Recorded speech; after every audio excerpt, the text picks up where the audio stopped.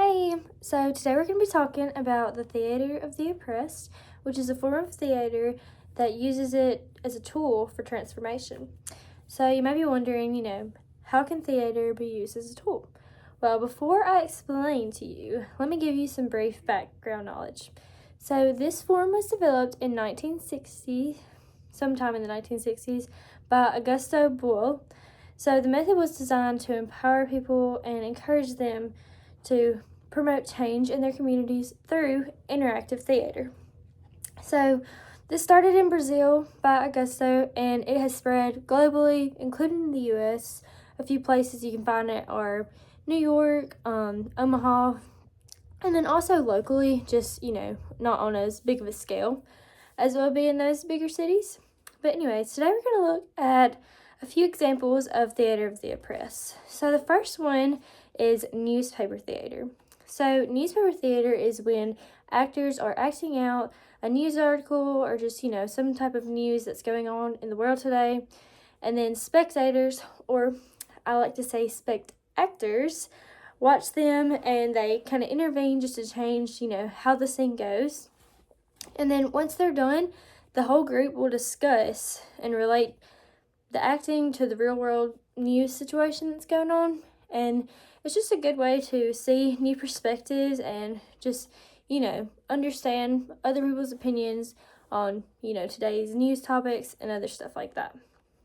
Okay, so the next example is Rainbow of Desires. So much like newspaper theater, this is kind of a search for understanding of situations, but this one's more personal, so you're going to be acting out more like a personal desire or something that you have been thinking about, like a conflict.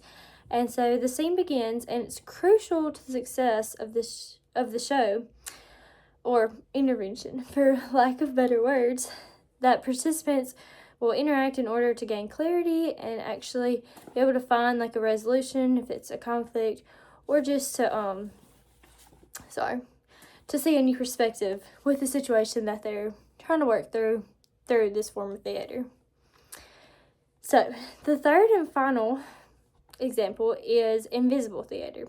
So this one's very intriguing to me. I know that invisible and theater don't even seem like they'd go along with each other, but invisible theater's all around us. I know there was a show I watched when I was younger, and it was they would test to see how people would react to different situations, and that's kind of what invisible theater is.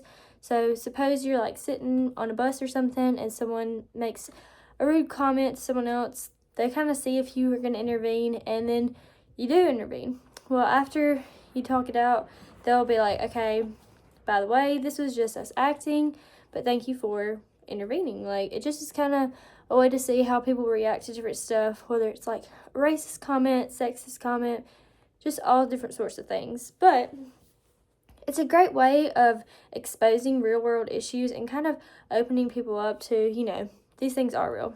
Anyways, overall, theater of the oppressed is a great way to combine acting and real life. From personal struggle to nationwide conflicts, so much can be worked out through different methods of theater of the oppressed. So thank y'all so much for watching, and I hope y'all learn a little bit more about theater of the oppressed.